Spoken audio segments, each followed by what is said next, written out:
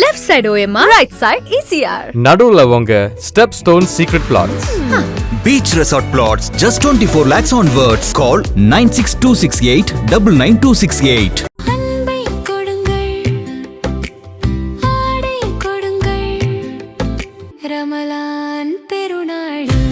Super Saravana Stores.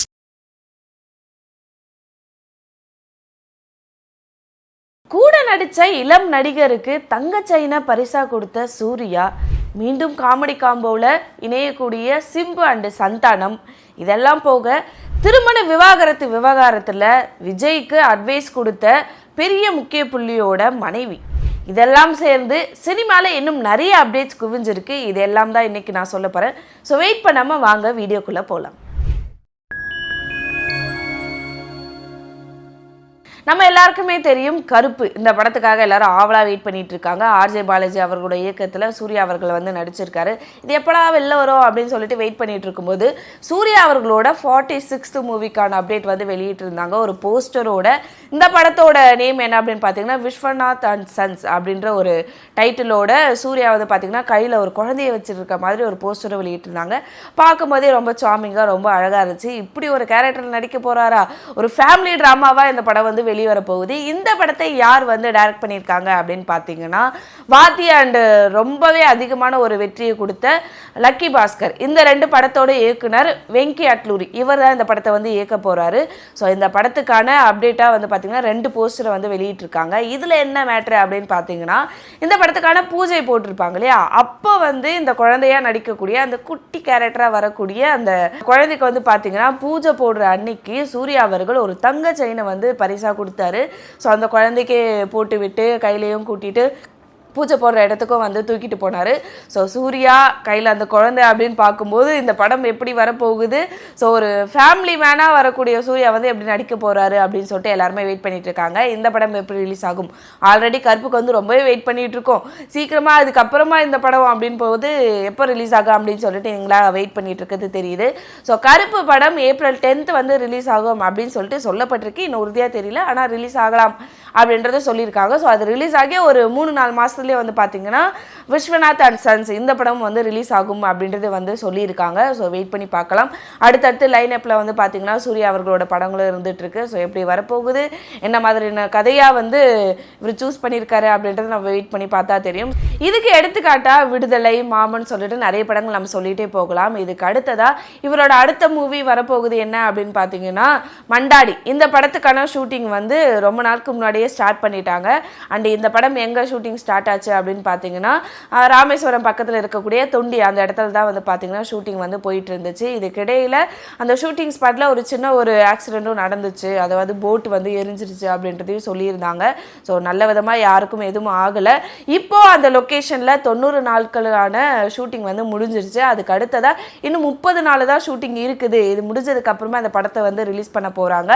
And இந்த 30 நாளில் என்னென்ன எடுக்க போகிறாங்க அப்படின்னு பார்த்தீங்கன்னா கொஞ்சம் சீக்வன்ஸ் அண்ட் ஃப்ளாஷ்பேக் வச்சு நிறைய எடுக்க போகிறோம் அப்படின்றத சொல்லியிருக்காங்க. இந்த படத்துக்காகவும் அவங்களோட ஃபேன்ஸாக இருக்கட்டும் இல்லை சூரியோட நடிப்புக்காக வெயிட் பண்ணிட்டு இருக்கக்கூடிய நிறைய பேர் வந்து எப்போ இந்த படம் வந்து வெளியாகும் அப்படின்றத ஆவலாக வெயிட் பண்ணிட்டு இருக்காங்க. அண்ட் இந்த படத்தோட டைட்டில் மண்டாடி, இதுக்கான மீனிங் என்ன அப்படின்னு பார்த்தீங்கன்னா leader of the fishing team அப்படின்னு சொல்லிட்டு சொல்லியிருக்காங்க.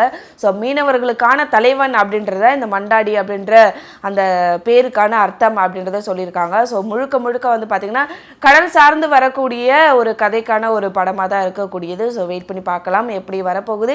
இந்த படத்துக்கான அடுத்தடுத்த அப்டேட்ஸ் வந்து பார்த்தீங்கன்னா இன்னும் கொஞ்சம் நாட்களில் வந்து வெளியிட போகிறோம் அப்படின்றத சொல்லியிருக்காங்க. சிவகார்த்திகேயன் அவர்களோட ஒரு புதுவித நடிப்பில் வெளிவரக்கூடிய சேயோன் மூவிக்கான ப்ரோமோ வந்து வெளியிட்டாங்க. கண்டிப்பாக எல்லாருமே பார்த்துட்டு அதில் என்னெல்லாம் டீகோட் பண்ணியிருக்காங்க, விருமாண்டியோட அதோட அடுத்த வருஷனாக வருமா அப்படின்னு சொல்லிட்டு எல்லாருமே எதிர்பார்த்துட்டு இருந்தாங்க. ஏன்னா விருமாண்டியில் கமல் அவர்கள் கட்டியிருக்கக்கூடிய வாட்சியும் வந்து பார்த்தீங்கன்னா சிவகார்த்திகேயன் கட்டியிருந்தாரு. அதில் ஒரு டைலாக்கும் வந்து இருந்துச்சு, ஓஜி இஸ் பேக் அப்படின்னு சொல்லிட்டு. ஸோ படம் எப்படி வெளியே வரப்போகுது அப்படின்னு சொல்லிட்டு எல்லாருமே அவளா வெயிட் பண்ணிட்டு இருக்காங்க, நானும் சேர்ந்து தான். ஸோ இதுக்கிடையில சிவகார்த்திகேயனோட ஒரு புதுவித ஒரு நடிப்பு வெளிவந்தது எதில் அப்படின்னு பார்த்தீங்கன்னா அமரன் மூவில தான். ஸோ கண்டிப்பாக ஒரு எமோஷனாக கொண்டு போன ஒரு கேரக்டராக வந்து நல்லாவே நடிச்சிருந்தாரு. அதுக்கடுத்ததா பராசக்தி, அதுலேயும் வந்து பார்த்தீங்கன்னா இந்தி திணிப்பு போராட்டத்துக்கு வரக்கூடிய ஒரு ஹீரோவாக வெளிவந்து ஸோ அதுலேயும் தன்னோட அடுத்தபடியான ஒரு நடிப்பை வந்து காட்டியிருந்தாரு. இதுக்கிடையில் இவரோட சேலரி கொஞ்சம் அதிகமாக இருக்கு அப்படின்னு சொல்லிட்டு ஒரு பேச்சு வெளியே வந்துருச்சு. சரி எவ்வளோதான் வாங்குறாரு அப்படின்னு பார்த்தீங்கன்னா நிறைய பேர் சொன்னாங்க 100 கோடி அவர் ஆல்ரெடி வாங்க தொடங்கிட்டாரு அமரனுக்கு அப்புறமாவே அப்படின்னு சொல்லிட்டு இருந்தாங்க. அப்படிலாம் இல்லை. நம்ம சிவகார்த்திகேயன் வந்து பார்த்தீங்கன்னா கொஞ்சம் கொஞ்சம் படிப்படியாக தான் முன்னேறி வந்துட்டு இருக்காரு. ஸோ அவரோட உழைப்பில் கொஞ்சம் கொஞ்சமாக படிப்படியாக முன்னேறி வந்தவர். அவரோட சேலரியும் கொஞ்சம் கொஞ்சமாக அதிகமாகிட்டு வந்துட்டு இருக்காரு. இது என்னென்ன அப்படின்னு பார்த்தீங்கன்னா சேயோனுக்கு அவர் வாங்கக்கூடிய சேலரி என்ன அப்படின்னு பார்த்தீங்கன்னா 60 கோடி வாங்குறாரு. இதுக்கப்புறமாவே வந்து பார்த்தீங்கன்னா வெங்கட் பிரபுவோட இயக்கத்தில் இவர் ஒரு படம் நடிக்க போறாரு.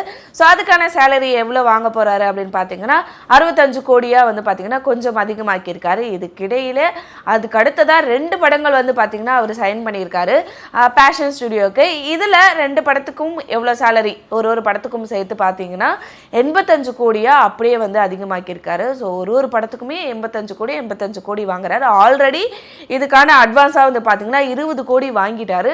ஸோ அடுத்து வரக்கூடிய படங்களில் படிப்படியாக அதிகமாகி 100 கோடி அப்படின்ற ஒரு லிஸ்ட்லேயே வந்து பார்த்தீங்கன்னா சிவகார்த்திகேயன் அப்புறமா வருவார். ஸோ ப்ரொடியூசராக அண்டு நடிகராக வந்து பார்த்தீங்கன்னா தன்னோட கரியரை எப்படி வந்து ஸ்டார்டிங்லேருந்து படிப்படியாக உயர்த்திட்டு வந்தாரோ அதேமாதிரி கொஞ்சம் கொஞ்சமாக நான் உடனேலாம் போயிட மாட்டேப்பா, நான் கொஞ்சம் கொஞ்சமாக என்னோட நடிப்பு என்னோட திறமை சார்ந்தே நான் வந்துக்கிறேன் அப்படின்னு சொல்லிட்டு படிப்படியாக முன்னேறிட்டு வராரு. ஸோ இவருக்கு வந்து பார்த்தீங்கன்னா வாழ்த்துக்களை சொல்லிட்டு அடுத்தடுத்த படங்களுக்காக எல்லாரும் ஆவலாக வெயிட் பண்ணிட்டு இருக்காங்க. முக்கியமாக சேயோன் படம் எப்படி வரப்போகுது அப்படின்றத வெயிட் பண்ணி பார்க்கலாம். அடுத்ததாக எந்த படத்துக்கான அப்டேட் அப்படின்னு பார்த்தீங்கன்னா தனுஷ் அவர்கள் நடித்து போர்த்தொழில் டைரக்டர் இயக்கி இருக்கக்கூடிய படம் கரை. ஸோ இந்த படத்துக்கான ஒரு மிகப்பெரிய அப்டேட்டை தான் வந்து பார்த்தீங்கன்னா படக்குழுவினர் வந்து வெளியிட்டிருக்காங்க. இந்த படத்தை நீங்கள் ஏப்ரல் 30 திரையரங்குகளை பார்க்கலாம் அப்படின்ற ஒரு அப்டேட்டை தான் வந்து சொல்லியிருக்காங்க. ஸோ எப்போ ரிலீஸ் ஆகும் அப்படின்னு வெயிட் பண்ணிட்டு இருந்த ஆடியன்ஸுக்கு அண்ட் அவரோட ஃபேன்ஸ்க்கு இது மிகப்பெரிய ஒரு அப்டேட்டாக வந்து எல்லாருமே பார்த்துட்டு இருக்காங்க. தனுஷ் அவர்களை வந்து பார்த்தீங்கன்னா அவர் எடுக்கக்கூடிய கேரக்டர்ஸாக இருக்கட்டும் படங்களாக இருக்கட்டும் எல்லாமே மிடில் கிளாஸ் அதுக்கப்புறமா வந்து பார்த்தீங்கன்னா அடித்தட்டு மக்களுக்கான ஒரு கதைக்களமாக எடுத்து அவர் நடிச்சிட்டு இருக்காரு. ஸோ அந்த மாதிரி ஒரு கதையாக கரை படம் இருக்குமா அப்படின்றது நம்ம தியேட்டரில் வந்த பிறகு பார்த்தா தான் தெரியும். ஸோ வெயிட் பண்ணி பார்க்கலாம் இந்த படம் எப்படி வரப்போகுது அப்படின்ற. ஜோ படம் மூலமாக எல்லாரோட மனசுலையும் நடிகராக இடம் பிடிச்சவர் தான் ரியோ. ஏன் நான் நடிகராக அழுத்தி சொல்கிறேன் அப்படின்னு பார்த்தீங்கன்னா அவர் வந்து விஜே பண்ணிட்டு இருந்தார். அப்போலேருந்தே அவருக்கு ஃபேன்ஸ் வந்து அதிகமாக இருந்தாங்க. அதுக்கப்புறமா அவர் வந்து நான் நடிக்க வரேன் அப்படின்னு சொல்லிட்டு படங்கள் நடிக்க வந்தார். ஸோ அவருக்கு ஒரு பூஸ்ட் கொடுத்த படம் என்ன அப்படின்னு பார்த்தீங்கன்னா ஜோ, அதுக்கப்புறமா ஆண் பாவம் பொல்லாதது அப்படின்ற படம் தான். ஸோ இத்தனை படங்கள் நடித்ததுக்கு அப்புறமா இப்போ அவர் ரீசெண்டாக தன்னோட ப்ரொடக்ஷன் கம்பெனியும் வந்து பார்த்தீங்கன்னா ஓப்பன் பண்ணியிருக்காரு. ஸோ இதுக்கப்புறமா அவரோட ப்ரொடக்ஷனில் நிறைய படங்கள் வெளிவரும் அப்படின்றத வந்து எதிர்பார்க்கலாம். இதற்கான அப்டேட்டை ரீசெண்டாக ஒரு வீடியோ மூலமாக வந்து அவர் சொல்லியிருந்தார். ஸோ ஒரு காமெடி கலந்த ஒரு வீடியோவாக வந்து நானும் ப்ரொடக்ஷன் கம்பெனி தொடங்கிட்டேன் அப்படின்னு சொல்லிட்டு அவர் சொல்லியிருந்தாரு. இந்த கம்பெனியோட பேர் என்ன அப்படின்னு பார்த்தீங்கன்னா பியோராஜ் அண்ட் ரிவர் ரூட் அப்படின்னு சொல்லிட்டு இந்த ப்ரொடக்ஷன் கம்பெனிக்கு நேம் வச்சிருக்காரு. ஸோ இதுக்கப்புறமா என்னென்ன படங்களை வந்து இவங்க சைன் பண்ண போகிறாங்க, யார் யார் இவரோட ப்ரொடக்ஷனில் வந்து உருவாக போறாங்க அப்படின்றத நம்ம வெயிட் பண்ணி பார்க்கலாம். அஜித் அவர்களுக்கு இதுக்கப்புறம் படமே வராது, இவரை வந்து பார்த்தீங்கன்னா ஃபுல்லாக ரேஸ்லேயே போயிடுவாங்கன்னு சொல்லிட்டு நிறைய ஒரு சலசலப்பு வந்து வந்துட்டு இருந்துச்சு. நிறைய பேர் அதை பற்றி பேசியும் இருந்தாங்க. இதுக்கிடையில் AK64க்கான ப்ரீ ப்ரொடக்ஷன்லாம் முடிஞ்சிருச்சு, 90% முடிஞ்சிருச்சு. காஸ்டிங்கும் யார் யார் அப்படின்றதும் வந்து முடிவு பண்ணிட்டாங்க. ஸோ இதுக்கப்புறமா அவர் வந்ததுக்கப்புறம் ஷூட்டிங் ஸ்டார்ட் பண்ணுறதாப்பா வேலை அப்படின்னு சொல்லிட்டு ஒரு அப்டேட்டும் வந்து இருக்குது. ஸோ இதுக்கப்புறமா அஜித் அவர்களோட படங்கள் அடுத்தடுத்து சினிமாக்குள்ள திரும்ப உள்ள வந்து என்ன மாதிரியான மாசான படங்கள்லாம் அவர் வந்து நடிக்க போறாரு அப்படின்றத வெயிட் பண்ணி பார்க்கலாம். இதுக்கிடையில வந்து பார்த்தீங்கன்னா இப்போ ஈரான் அண்ட் இஸ்ரேல் அமெரிக்கா நடுவில் வந்து பார்த்தீங்கன்னா போர் போயிட்டு இருக்கு. இவர் ரேஸ்க்காக துபாய் போனவர் அங்கே இப்போ மாட்டிக்கிட்டாரு, இங்கே இந்தியாவுக்கு வர முடியல. ஸோ அவர் வந்து அங்கே சேஃபாக இருக்கணும் அண்ட் இந்தியாவுக்கு வந்ததுக்கு அப்புறமா படங்களை வந்து ஸ்டார்ட் பண்ணணும் அப்படின்றது எல்லாருமே வந்து விஷ் பண்ணிட்டு இருக்காங்க. ஸோ அடுத்தடுத்து அஜித் அவர்களோட படங்களுக்கான அப்டேட்ஸும் நம்ம வெயிட் பண்ணி பார்க்கலாம். நடிகரும் தாவேகா கட்சியோட தலைவருமான விஜய் அவர்களோட மனைவி சங்கீதா அவர்கள் இப்போ ரீசெண்டாக தான் எனக்கு அவர்கிட்ட இருந்து விவாகரத்து வேணும் அப்படின்னு சொல்லிட்டு நீதிமன்றத்தை வந்து அணுகியிருக்காங்க. ஸோ இவர் வந்து விஜய் அவர்கள் திரும்ப வந்து ஆஜராகணும் நீதிமன்றத்தில் நேரடியாக அப்படின்னு சொல்லிட்டு அதுக்கான உத்தரவை வந்து சொல்லியிருக்காங்க, டேட்டும் சொல்லியிருக்காங்க. ஸோ இதை வந்து மிகப்பெரிய ஒரு பரபரப்பை ஏற்படுத்துச்சு.